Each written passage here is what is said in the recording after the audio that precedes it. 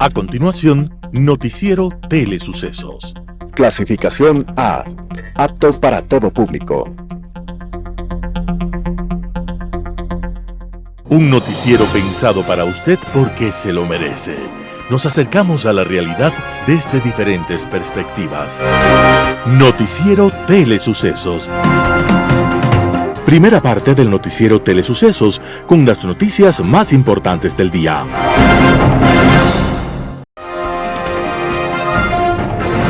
Un día como hoy. En Cuba, en el siglo XIX, un sargento del ejército español decidió que su hijo no debería estudiar porque consideraba que los libros eran peligrosos para la felicidad. Ese niño decidió asumir el riesgo. Empezó a estudiar a escondidas de su padre y además se convirtió en un lector apasionado. Aquel joven no solo quería leer y aprender, sino que soñaba con una patria libre del dominio español. Y a los 16 años, por escribir un poema libertario, fue a parar a la cárcel. Ese niño, soñador, poeta y prisionero, se llamaba José Martí. Después de salir de la cárcel, su vida fue una entrega permanente a dos grandes pasiones, la literatura y la independencia de su patria. José Martí recorrió las principales ciudades norteamericanas buscando la ayuda de sus compatriotas allí radicados, pero nunca encontró el apoyo necesario y regresó a la isla. Entonces se unió a varios patriotas y, sin abandonar nunca la literatura, tomó las armas y combatió al ejército español.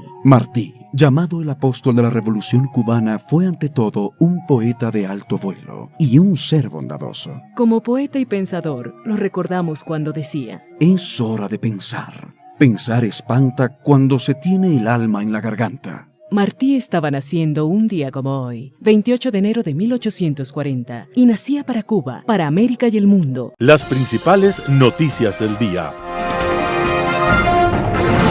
Titulares. La Asamblea califica proyecto de ley sobre mujeres emprendedoras. Tribunal convoca a la audiencia de acción de protección que presentó la vicepresidenta Verónica Abad. Diciembre de 2024 cerró con la tasa de empleo adecuado más baja del año, marcado por un alza de la pobreza. En política internacional, operación de limpieza. Los editoriales serán de César Ulloa. Todo es para ayer. Santiago Basabe, eligiendo jueces indirectamente por voto popular. Noticias del día. La Asamblea califica proyecto de ley sobre mujeres emprendedoras. El Pleno de la Asamblea Nacional aprobó este 26 de enero del 2025 con 72 votos a favor.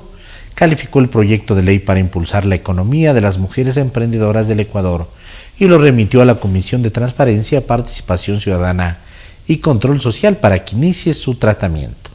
La resolución para la calificación del proyecto de ley urgente en materia económica fue propuesta por el asambleísta del Guayas y miembro de la bancada del Partido Social Cristiano, Andrés Briones, quien señaló que hay un alto número de emprendimientos femeninos en el país, pero a su vez una alta tasa de mortalidad de esos emprendimientos por la falta de políticas claras. El Pleno de la Asamblea debía resolver este domingo el informe técnico-jurídico no vinculante de la Unidad Técnica Legislativa sobre el proyecto de ley presentado por el presidente de la República, Daniel Noboa, el 23 de enero. En su informe, la Unidad Técnica Legislativa recomendó, no obstante, que el informe sea calificado bajo el trámite ordinario y no como económico urgente, debido a que no cumple con los presupuestos constitucionales y parámetros emitidos por la Corte Constitucional para ser concebido como urgente económico. Según el gobierno, la propuesta legal busca fomentar el empoderamiento económico de las mujeres emprendedoras mediante la implementación de medidas fiscales, financieras y de inclusión económica. Tribunal convoca a la audiencia de acción de protección que presentó la vicepresidenta Verónica Abad. El Tribunal de Garantías Penales convocó a la audiencia de acción de protección que presentó la vicepresidenta Verónica Abad en contra del presidente Daniel Noboa y el Procurador General del Estado Juan Carlos Larrea. La diligencia se realizará a las 10:30 del miércoles 29 de enero de 2025 en el cuarto piso del Complejo Judicial Norte, en el norte de Quito. En la diligencia, las partes procesales comparecerán con las pruebas que estimen pertinentes para determinar los hechos. A 2 días de realizarse la audiencia, se dispuso notificar al presidente Noboa y al procurador Larrea sobre la celebración de la diligencia y se estima que Verónica Abad asistirá en forma presencial. La segunda mandataria se encuentra en el país, por lo que se solicitó coordinar con la policía y la escolta judicial a fin de que se mantenga el orden público y la seguridad de los sujetos procesales. El pasado 10 de enero el tribunal calificó la acción de protección, pero negó las medidas cautelares que Abad solicitó en este caso.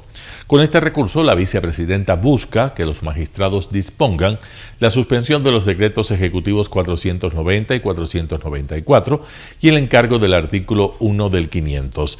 El decreto 494 del 4 de enero es con el que Noboa designó como vicepresidenta de la República a Yeliber, mientras Verónica Abad llegaba y se presentaba en la Embajada de Ecuador en Turquía.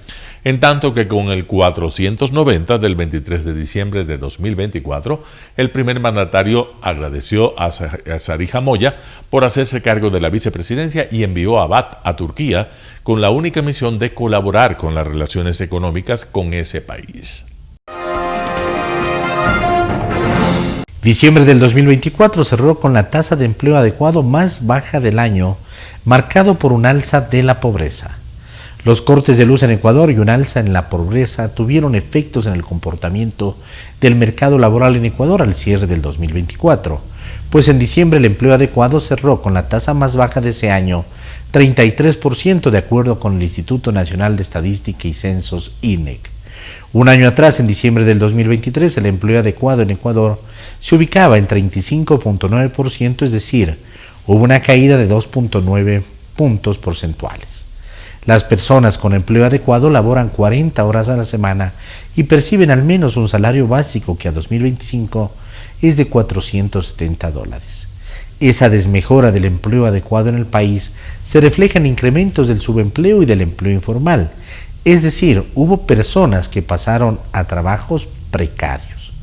Por ejemplo, el subempleo pasó de una tasa del 21.2% en diciembre del 2023 a 24.5% al cierre del 2024.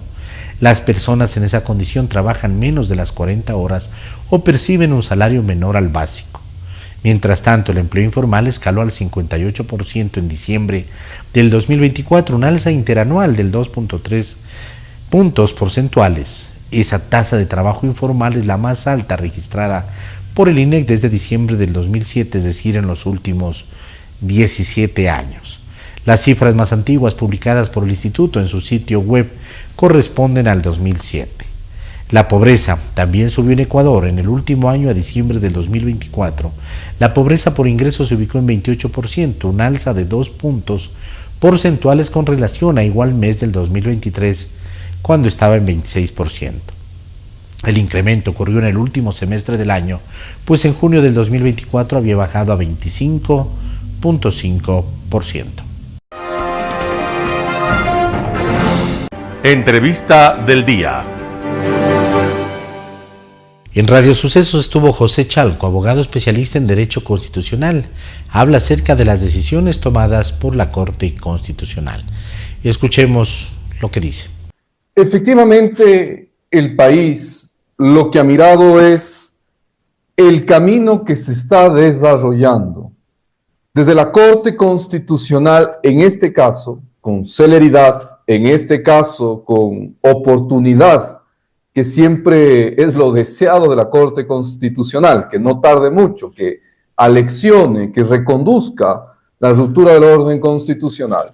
Y en este caso, la Corte Constitucional, efectivamente, respecto de su sentencia 372-23, que versa sobre una acción extraordinaria de protección, que presentara oportunamente el que fuera en su momento designado como superintendente de bancos, el señor González. En esta sentencia, cuando trató sobre las intenciones del señor González, expresamente señaló que la sentencia en sí misma de la Corte Constitucional era la reparación y que no cabe, que no se puede entender que existe una posibilidad de hacer una modificación sobre el proceso de selección del nuevo superintendente de bancos que se hacía ya, que era el señor Romero, expresamente, sin modificación de situaciones jurídicas consolidadas. Bueno, el Consejo de Participación Ciudadana inobservó. Pero Milton, hay algo más. También inobservó la presidenta encargada de la Asamblea. no es única y exclusivamente los consejeros de la Liga Azul, porque esto llega, a esto nos vemos abocados por un oficio de la presidenta encargada, le denominan Cuesta, de la Asamblea Nacional, que pregunta al Consejo de Participación si procede o no procede a posesionar al superintendente de bancos elegido, que era el señor Romero. Es decir, la Asamblea es parte de este incumplimiento, no la Asamblea, la presidenta de la Asamblea es parte de este incumplimiento a la sentencia de la Corte Constitucional. Pero parece que se da cuenta la presidenta encargada, Esther Cuesta, y entonces ahora convoca para posesionar a Roberto Romero Bombúfar y de alguna manera así corregir lo que venía pasando. ¿O es Mire, porque ya se ven complicados porque los consejeros de la Liga Azul también piden una sesión extraordinaria aparentemente para rever su decisión de la semana pasada? yo he dicho algo muy claro para que el país lo comprenda. Si usted se pasa el semáforo en rojo, no es que porque usted se da la vuelta del manzano y vuelve al semáforo y esta vez sí para en luz roja, ya no hay sanción. Y aquí es en extremo. ¿Por qué? Porque las sentencias de la Corte Constitucional de conformidad con la Constitución y la ley son de inmediato cumplimiento, no de cumplimientos ante el susto, no de cumplimientos ante la inminente sanción. Y aquí lo que está pasando, vía anulación, vía rectificación que quiera hacer el Consejo de Participación, es intentar lavarse las manos ante el susto. Y la Asamblea Nacional ahora sí quiere posesionar a quien debió, cuando la presidenta, de conformidad a la ley orgánica de la función legislativa, está obligada a cumplir y hacer cumplir la Constitución y la ley. ¿A usted ¿A usted le pareció clara la resolución de la Corte Constitucional del día viernes en la que inicia esta fase de seguimiento a la sentencia de elección de superintendente de bancos? No había espacio alguno a la duda. La Corte Constitucional, dentro de sus atribuciones establecidas en el artículo 162 de la Ley Orgánica de Garantías, puede precisamente iniciar la fase de verificación de cumplimiento de sus dictámenes y de sus sentencias. Y la sentencia 372 en su argumento 61 era taxativo. No se puede tocar situaciones jurídicas consolidadas, es decir, legítimas expectativas que generan un derecho adquirido y en consecuencia la famosa seguridad jurídica. Aquí no había duda, aquí no había ningún espacio a la duda y hoy quieren tomarse del inicio de la fase de seguimiento y de la aclaración a la sentencia que ha existido para sostener en consecuencia que son inocentes de ninguna responsabilidad. Mire, la Corte Constitucional ya ha destituido en varias ocasiones a los consejeros del Consejo de Participación Ciudadana. Recuerde a Ulloa, recuerde al expresidente Vera, y quizás la Corte también ha sido tibia en algunas ocasiones, porque en la última destitución del presidente Vera debió aleccionar como órgano colegiado que es el Consejo de Participación y destituir también a los otros consejeros que ahí quisieron incumplir el dictamen sobre la fiscal general del Estado y mirar las calificaciones de su designación, recordemos. Y eso dio como consecuencia que la Corte destituya a Vera y se olvidaron de los otros, que hoy son miembros de la Liga Azul y que nos han llevado a esta desinstitucionalización del país. Vea usted cuánto nos hubiéramos ahorrado si la Corte fuera leccionadora a tiempo. Doctor Chaco, buenos días. Me encanta ese símil que hace con lo del semáforo porque, bueno, ejemplifica muy bien, ¿no? Por más que hoy se pretenda reunir el CPCS, ya la situación está cometida. En todo caso, quería preguntarle qué implica que la Corte Constitucional active esta fase de seguimiento de este proceso, qué deberíamos de esperar, cuánto tiempo y, claro, podría ser una de las sanciones la destitución, pero ¿cuánto tendría que pasar para que se dé esa resolución? Muy bien. Yo quiero responder lo suyo, Verónica, con dos temas sustanciales. El primero, no olvidemos que la Fiscalía General del Estado también ha iniciado una investigación por el incumplimiento de decisiones de autoridad legítima, y eso camina por cuerda separada. Es el tema penal. ¿Por qué hago este símil y esta relación? Voy al punto 2. Porque el órgano más preocupado de que se cumplan sus decisiones debería ser la propia Corte Constitucional y no esperar que la Fiscalía actúe. ¿Qué quiero decir con esto? La Fiscalía lo hace muy bien. Investigue si es que hay un incumplimiento de disposiciones de autoridad legítima. Haga lo que tenga que hacer. Pero la Corte tiene que preocuparse el doble, pues. Porque son sus decisiones, son sus resoluciones y sentencias las que ella debe preocuparse de que se cumplan. ¿Con qué? Con la condición constitucional de inmediato cumplimiento. ¿Qué se debe esperar?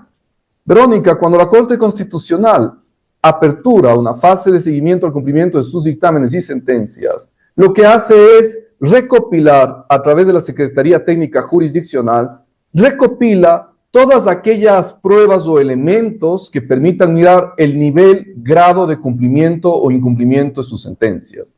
Aquí, a mi punto de vista, no hay mucho que probar. Es una cuestión de puro derecho. Cuando digo de puro derecho, me refiero a que hay que mirar simplemente documentos jurídicos, las resoluciones del Consejo de Participación Ciudadana de este engendro constitucional y lo que dispuso la sentencia de la Corte y mirar cómo se ha incumplido. Mirar lo que ha hecho la Asamblea al no posesionar y determinar cómo se ha incumplido. Eso es todo. Pero déjeme decirle algo. Aunque no es necesario, la Corte Constitucional acostumbra a convocar a una audiencia.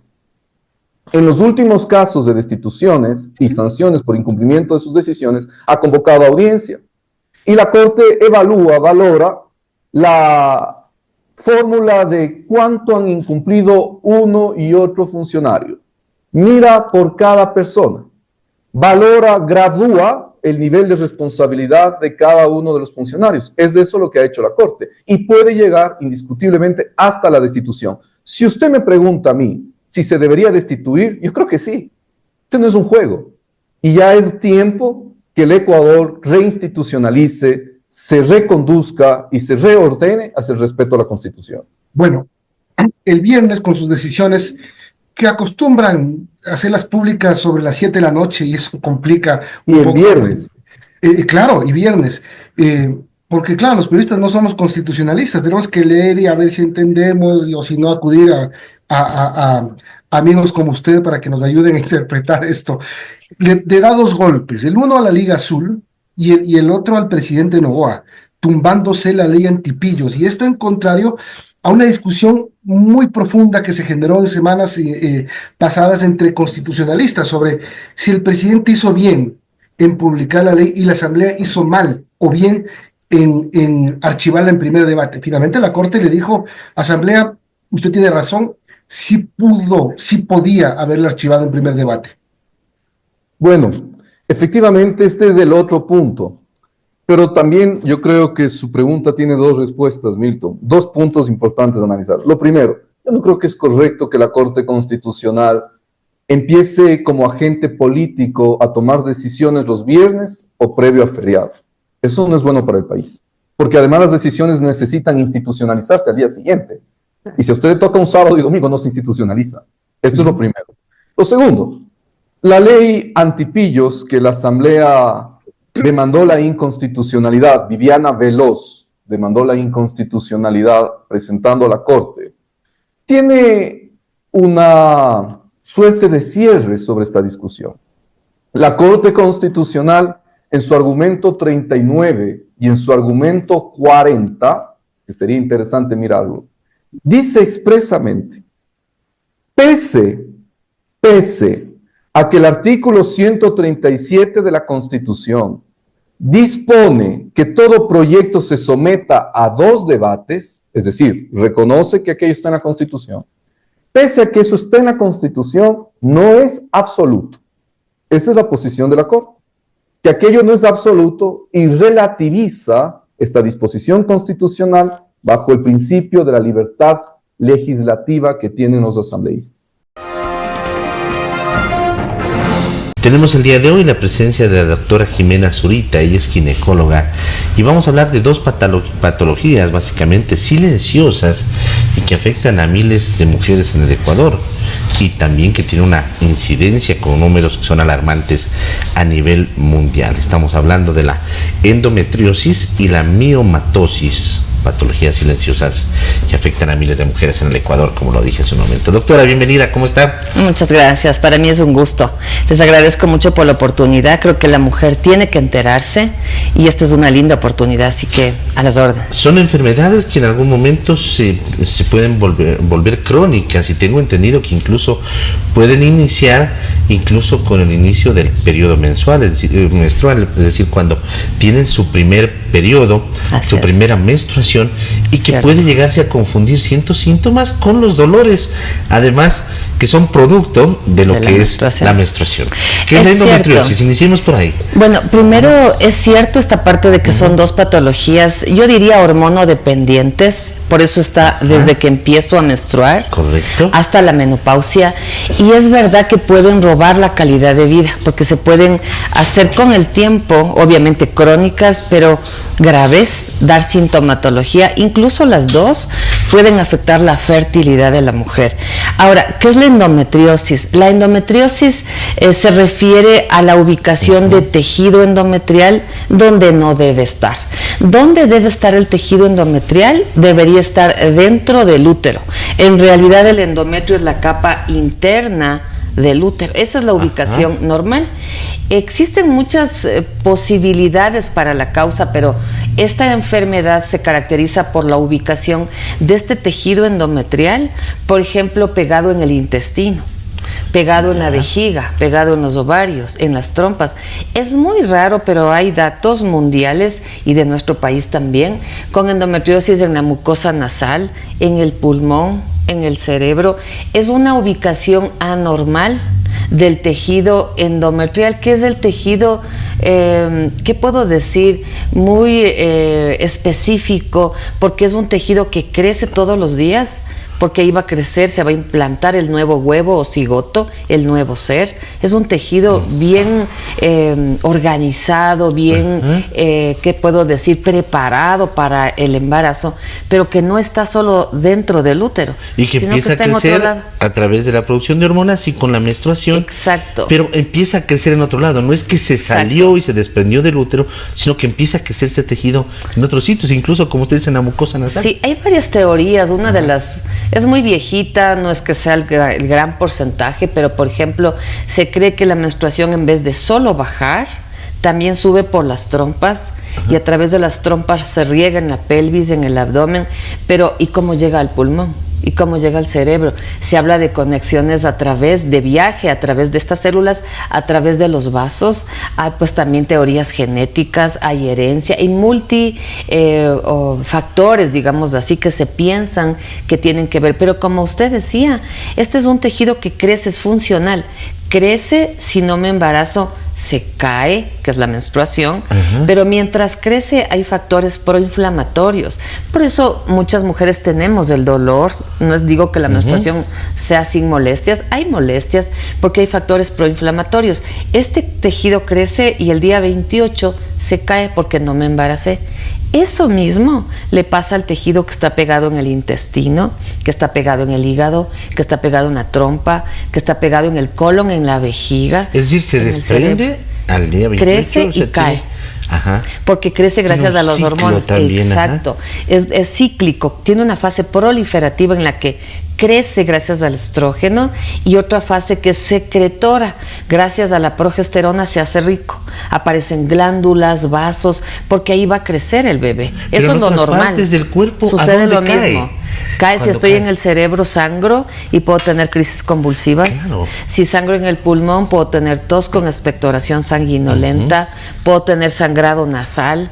Por ejemplo, en el colon puede sangrar y tener dolor, el momento de la digestión, cuando voy a hacer la deposición, el momento de orinar, depende dónde esté ubicado, porque no solamente es el cólico menstrual, la dismenorrea, decimos los médicos, el síntoma principal, sino el dolor durante la menstruación, el dolor fuera de la menstruación, y depende dónde esté ubicado. ¿Y en eso radica la gravedad? Sí, y la gravedad es porque esta enfermedad se va haciendo crónica, va dejando secuelas, porque este tejido, imaginemos, crece, al crecer cae, sangra, se inflama y se hace en el abdomen o donde se encuentre no solamente este sangrado, sino adherencias. se hacen adherencias dentro del abdomen, dentro de la pelvis, que pueden traer consecuencias, como digo, no solo de la fertilidad, sino en todo lo que es el desempeño de la mujer. El dolor impacta desfavorablemente. Por ejemplo, falto a la escuela, falto al colegio, falto a la universidad, falto al trabajo. ¿Puede llevar a la muerte? Por ejemplo, ha habido casos, y pues son extremos, pero ha habido casos, por ejemplo, de perforación intestinal. Porque este tejido está ahí y sigue seguramente creciendo. Sigue creciendo, inflamando y demás, con perforaciones intestinales. Ustedes imaginen, se perfora el intestino, sale el contenido, que es obviamente con bacterias, con diferentes gérmenes, puede causar una sepsis. Y eso obviamente puede llevarnos a usar antibióticos, a estar en terapia intensiva y arriesgar la vida. Un panorama de noticias para su estatura intelectual.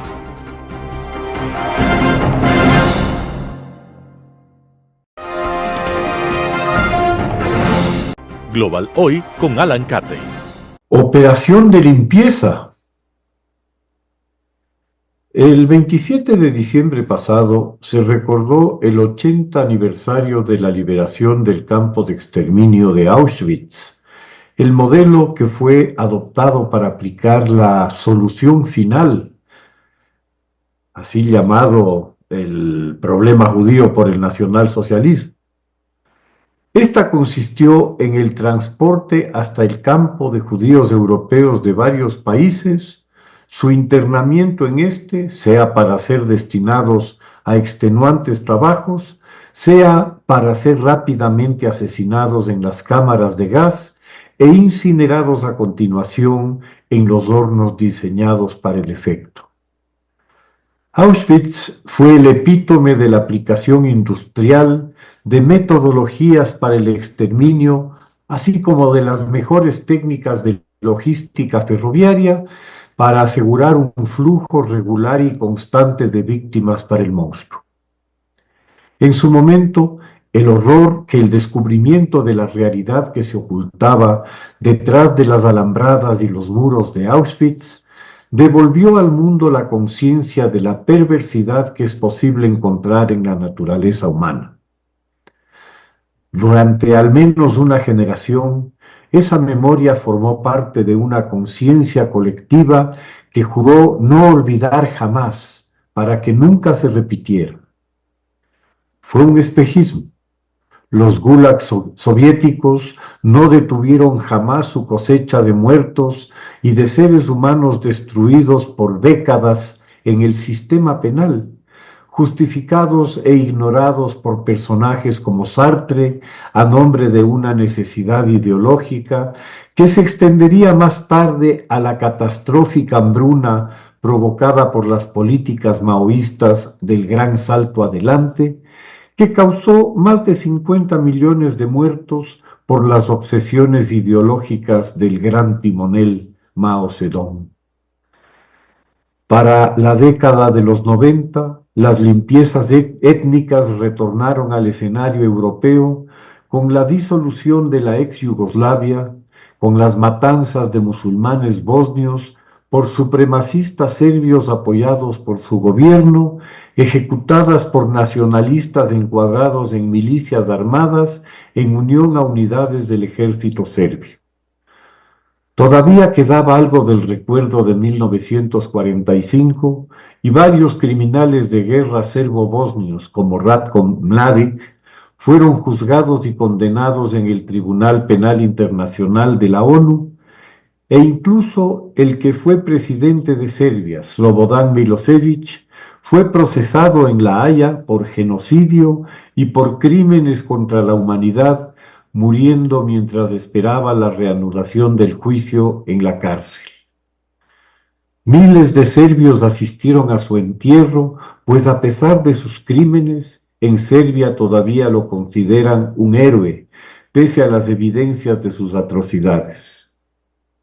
El abandono del básico sentido de la decencia resultó desalentador, pero muy revelador del cómo había variado la sensibilidad europea ante hechos atroces, una indiferencia que ya se manifestó con el genocidio de los Tutsis en Ruanda en 1994 a cargo del gobierno Hutu. A 30 años de estos eventos, el presidente de los Estados Unidos, Donald Trump, acaba de referirse a la situación de Gaza como un problema de limpieza, sin precisar de qué está hablando exactamente, una tendencia frecuente en su retórica. Como también hizo mención a conversaciones mantenidas con el gobierno jordano y unas próximas con el egipcio, dirigidas a buscar su aceptación para acoger en sus territorios a los palestinos de Gaza, la suposición de que lo planteado es una limpieza étnica es perfectamente lógica.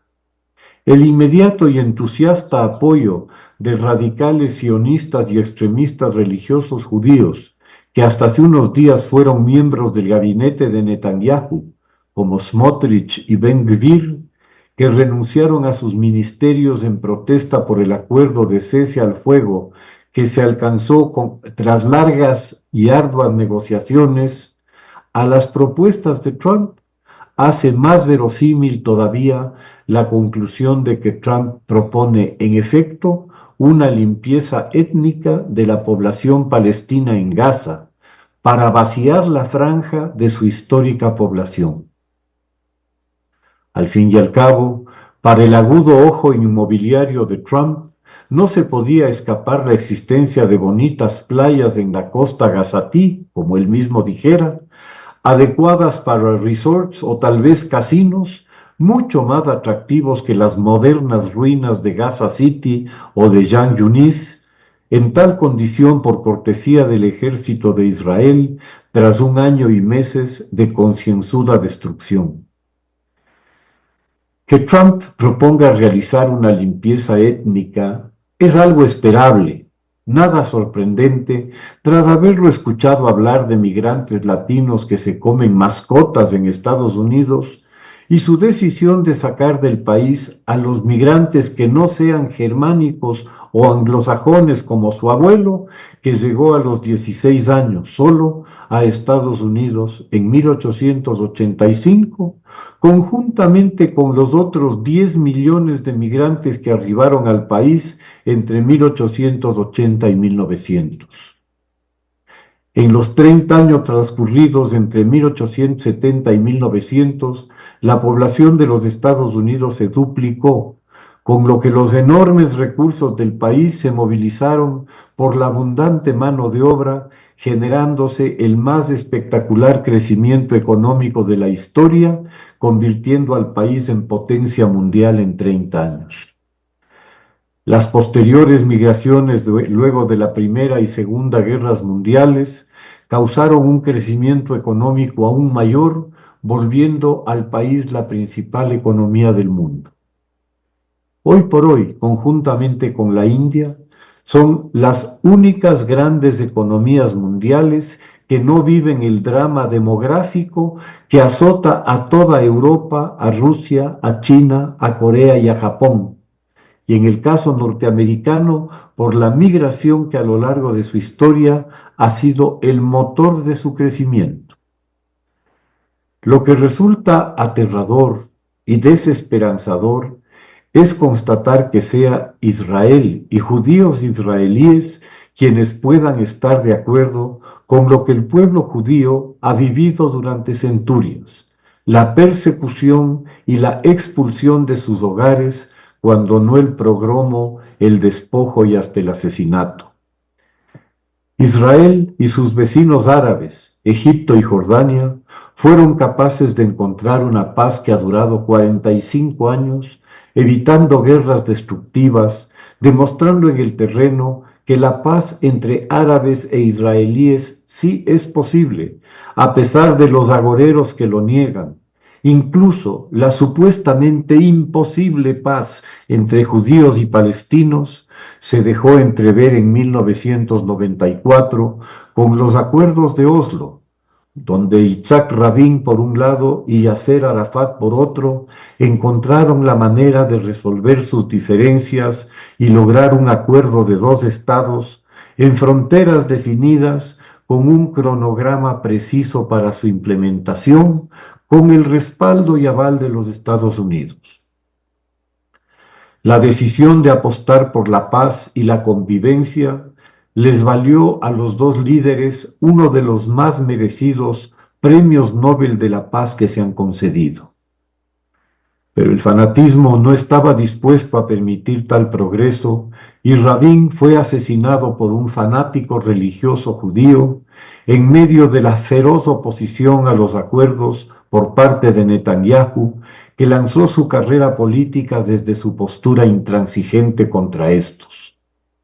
Desde entonces, la radicalización de los extremistas judíos y árabes fue en aumento y la frustración de los palestinos se canalizó a organizaciones como Hamas o la Yihad Islámica, aprovechadas por el verdadero enemigo de Israel, la República Islámica de Irán, para sus particulares fines. Israel cayó en un juego de suma cero que le garantiza generaciones de violencia futura alimentadas por el rencor y el resentimiento por ver sus esperanzas y sueños destruidos, como tantas veces le aconteció al pueblo judío en su diáspora. El talión, convertido en el único argumento, ha dejado ciegos a judíos y palestinos para que sigan matándose por la eternidad. ¡Qué destino lamentable! Muchas gracias. Editorial. Todo es para ayer. Artículo de César Ulloa publicado en Diario La Hora. Este es el país de las emergencias, pero sin los cambios efectivos que las resuelvan. Las decisiones más importantes se quedan en las manos de los políticos y lo poco bueno que hay se encuentra en la sociedad civil. Por eso, ni los políticos se presentan como lo que son. Entre tanta emergencia ya deberíamos haber aprendido algo, pero parece que todavía no se alteran las sensibilidades, se naturalizaron las desgracias o ya son anécdotas la barbarie y la vergüenza juntas. Cada día hay un nuevo ruido, un nuevo episodio circense, como el espectáculo grotesco que hay en el Consejo de Participación Ciudadana y Control Social. Ya era hora de clausurarlo definitivamente. De la Asamblea, mejor ya ni gastar batería. En el país de las emergencias, según las cifras oficiales, los motivos para indignarse sobran. 1 de cada 4 niños padece desnutrición crónica infantil, es decir, están limitadas sus posibilidades de desarrollar su intelecto, crecimiento e inserción laboral. Por otro lado, la primera y segunda causas de muerte en jóvenes son los homicidios y le siguen los suicidios. Además, más de 100 bachilleres se quedan sin acceso a la educación superior cada año y 7 de cada 10 jóvenes no tienen empleo. Eso responde al éxodo hacia otros países y a la frustración. Apenas 3 de cada 10 personas en edad de trabajar tienen empleo y el mayor porcentaje de ellas no logra cubrir la canasta básica familiar. Por tanto, la gente vive de deuda en deuda. Cubre un hueco para hacer otro. La situación se agudizó en la pandemia, se exacerbó después de ella y creció la masa de subempleos en 250,000 personas. Entonces la migración no es solo tema de los jóvenes. La bronca se esparce hacia más segmentos de la población. Mientras tanto, los políticos tratan de generar titulares antes de actuar con el ejemplo y el trabajo comprometidos. Hay un pequeño porcentaje que se salva, pero cada vez es más reducido. 9 de cada 10 personas no creen la justicia y la misma cifra se refleja hacia los partidos políticos que, por cierto, dejaron de ser partidos hace décadas. Sin duda, este es el país de las emergencias. Artículo de César Ulloa publicado en Diario La Hora. Eligiendo jueces indirectamente por voto popular. Santiago Basabe, primicias. El próximo proceso electoral servirá no solo para elegir presidente y asambleístas, servirá también para elegir jueces de la Corte Nacional, de la Corte Constitucional, fiscal general e integrantes tanto del Consejo de la Judicatura como del Consejo Nacional Electoral. Contrariamente a lo que se suele decir en el sentido de que en Ecuador se derrochan los recursos públicos, el domingo 9 de febrero vamos a dar una muestra que con un par de rayitas no solo designaremos a nuestros representantes a la legislatura, y a quienes se disputarán ser el nuevo jefe de Estado, sino que ahí mismo aprovecharemos rápido para sentar las bases de lo que será tanto el Poder Judicial como el Consejo Nacional Electoral. Aunque no nos darán papeletas en las que consten los candidatos a ocupar espacios clave en la administración de la justicia, en la cabeza de la Fiscalía y en el órgano encargado de transformar votos a escaños, de lo que decidamos en pocos días dependerá, en buena medida, cuáles personas tendrán mayores o menores posibilidades de llegar a esos cargos. Por tanto, se trata de una suerte de elección indirecta no contemplada en ninguna norma legal ni constitucional, pero arraigada en lo más profundo del corazón político del promedio del país. Si gano la elección, no solo ejerzo el poder en el nivel que me corresponde, sino que también maniobro para tener injerencia en otros espacios. En efecto, dependiendo de cómo sea la conformación de la Asamblea Nacional y de quienes pasen a la segunda ronda en la lid presidencial, pues el escenario de ganancia en una sola vuelta es poco probable, se podrá prever hacia dónde girarán los vientos en la justicia del país. Las demoras en la selección de jueces nacionales, constitucionales, fiscal general, integrantes del Consejo de la Judicatura y del Consejo Nacional Electoral pueden ser explicadas por esa vía. Los concursos, los procesos de selección, los méritos y deméritos son solo la máscara con la que nuestros mediocres políticos pretenden ocultar su deseo irrefrenable de tener órdenes de prisión preventiva a la carta, allanamientos a discreción o reglas electorales ad hoc que los beneficien. Todos esperan el conteo de votos para a partir de ahí promover a unos candidatos y perjudicar a otros. Tanto es así que los presidenciables no han puesto reparos ni se han sonrojado si quieren decir que, en caso de ganar, fomentarán la reestructuración del Poder Judicial y la Fiscalía, cuando, en rigor, esas son competencias que les resultan absolutamente ajenas. La vilipendiada democracia liberal representativa, a la que algunos candidatos dicen defender y otros la repudian de forma más o menos encubierta, así lo señala. Pero, como en tiempos de campaña electoral todo es posible y asentir frente a cualquier pregunta fuera de contexto es la regla, nuestros presidenciables ya han dado muestras suficientes de por dónde van esas designaciones. No se trata, por tanto, de que unos están interesados en controlar la justicia ordinaria, la Corte Constitucional o el Consejo Nacional Electoral y otros no. Acá, todo candidato con opciones reales de llegar a la legislatura o al Ejecutivo tiene en la mira esos espacios de poder. Por ello, sus alfiles, los que están encargados de los procesos de selección, aguardan, inventan cualquier tipo de impugnación, retardan trámites, devuelven ternas o proponen alguna de las infinitas argucias de las que la ley ecuatoriana está plagada. Todo vale para ganar tiempo hasta que lleguen las elecciones. Luego de ello bastará una llamada para que los concursos vuelvan a cobrar vigor y se designe a los más esbirros, mediocres y pusilánimes. La triste pero real conclusión para el electorado es que, aunque la orientación ideológico-política de la próxima Asamblea Nacional y del Gobierno Central cambien, la manipulación de la justicia o del Consejo Nacional Electoral se mantendrá inalterada. Lo que pueda o queda por hacer a la ciudadanía es tratar de impulsar a aquellos candidatos que, independientemente de la nueva correlación de fuerzas políticas, harían su trabajo de forma profesional y honesta. Los hay, son pocos, pero están o estarán ahí, tratando de recuperar lo mínimo de la institucionalidad que le queda al país y luchando contra una corriente en un contexto en el que generalmente cambiamos autoridades para que todo continúe igual o peor. Santiago Basabe, Primicias.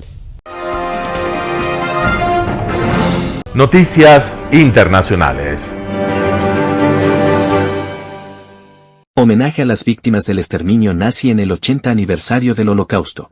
Homenaje a las víctimas del exterminio nazi en el 80º aniversario del Holocausto. En Ámsterdam, el primer ministro de los Países Bajos, Dick Schoof, y cientos de personas asistieron el domingo a una conmemoración en el memorial de Auschwitz en Wertheim Park. Jacques Verhaven, presidente del Comité Holandés de Auschwitz, reflexiona sobre el dolor permanente que sigue causando el horror de la Shoah.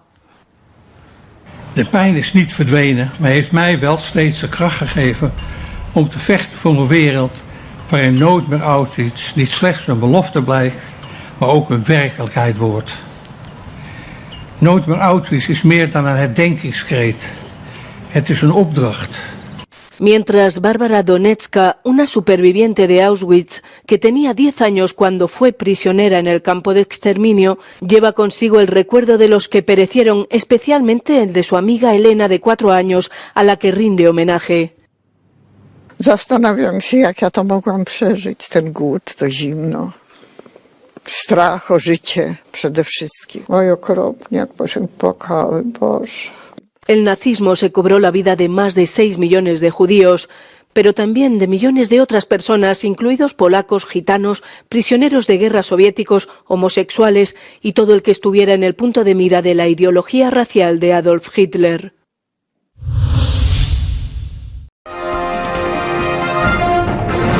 México instala en Ciudad Juárez albergue temporal para recibir a migrantes deportados.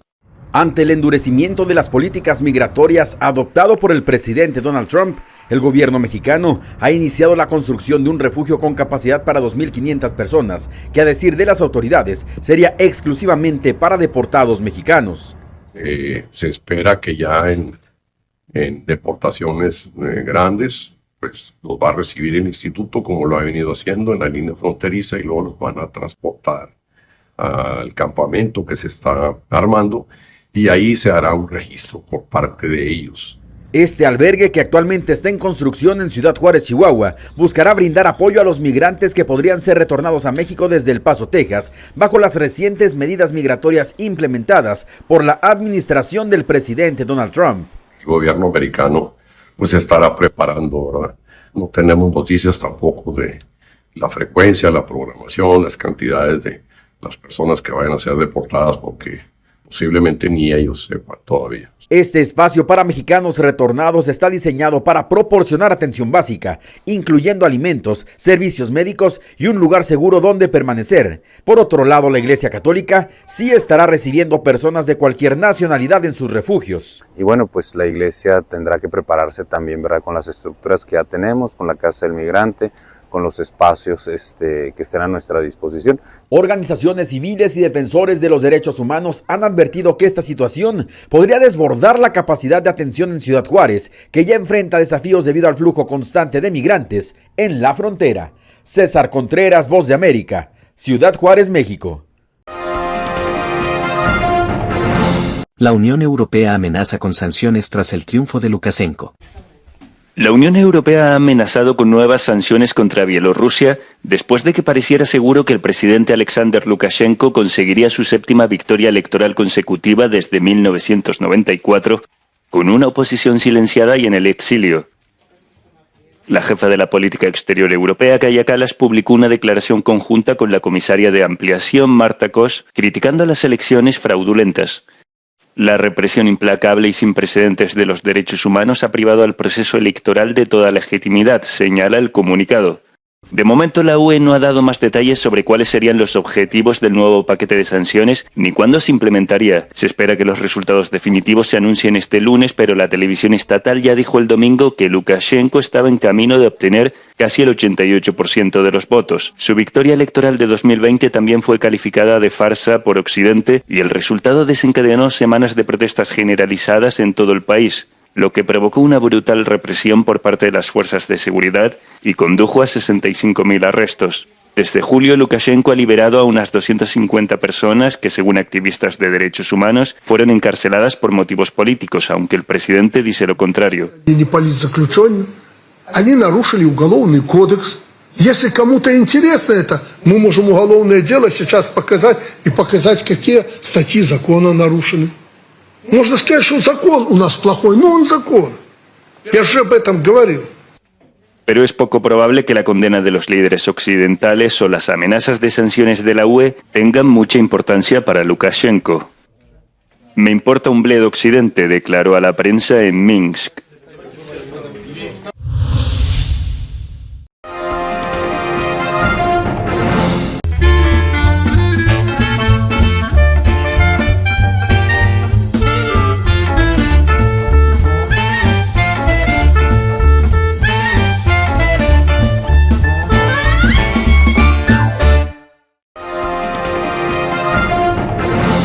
Telesucesos Sports.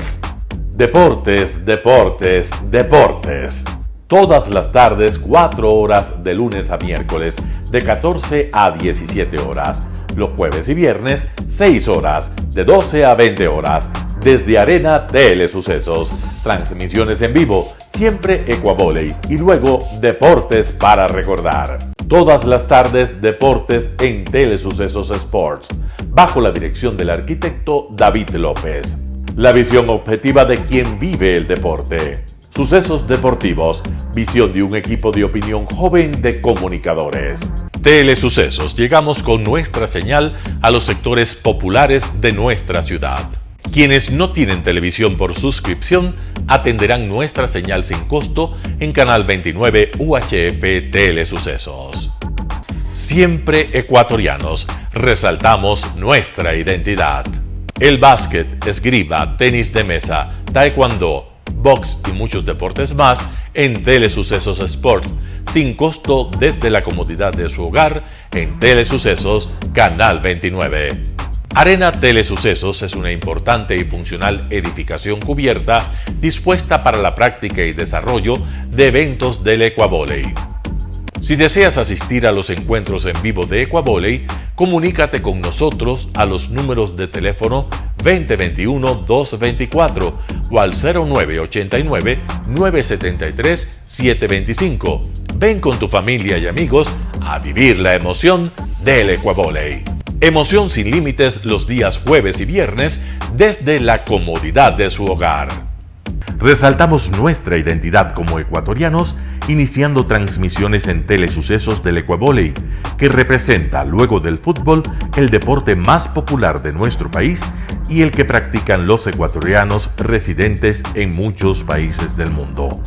Nuestra señal será transmitida en directo por televisión abierta en la ciudad de Quito y a través de las redes sociales a todo el país, así que llegará a Estados Unidos, España e Italia, creando a través del Ecuavoley un nexo fraterno entre ecuatorianos y entre los inmigrantes de nuestro país.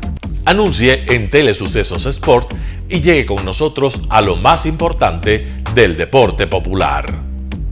Telesucesos, con sus transmisiones, jerarquizará esta práctica deportiva, convocando importantes competencias de Ecuavoley dentro y fuera del Ecuador.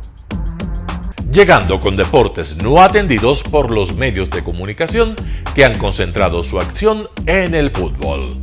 El tenis, box, golf, racquetball llegarán a su pantalla de televisión en tiempo real a través de Canal 29 UHF, competencias que podrán ser atendidas a través de Facebook, YouTube y vivir los encuentros deportivos en directo y en tiempo real.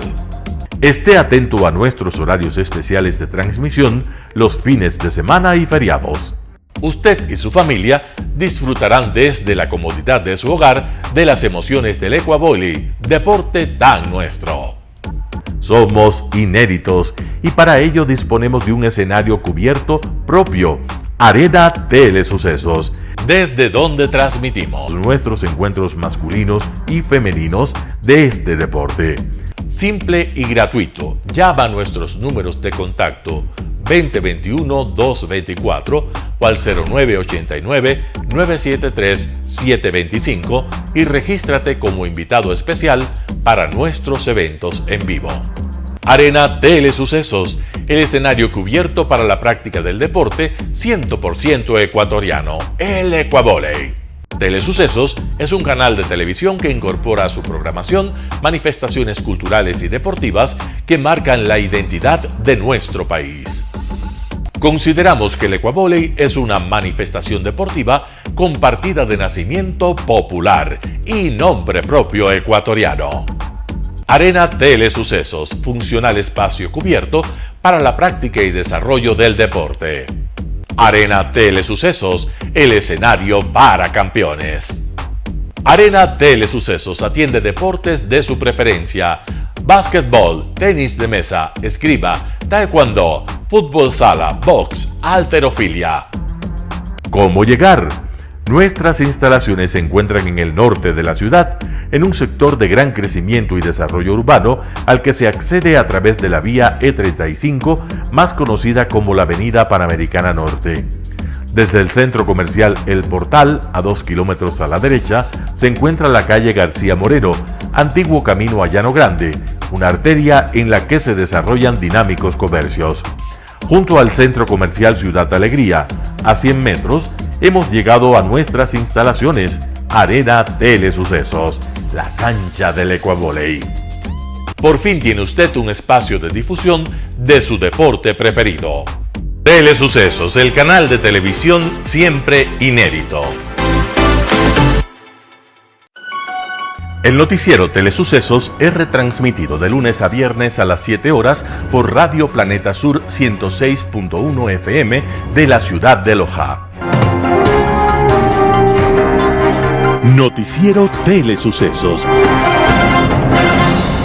Las opiniones vertidas en este espacio por la producción y dirección del programa son de exclusiva responsabilidad de sus autores y de quienes intervienen en ellos.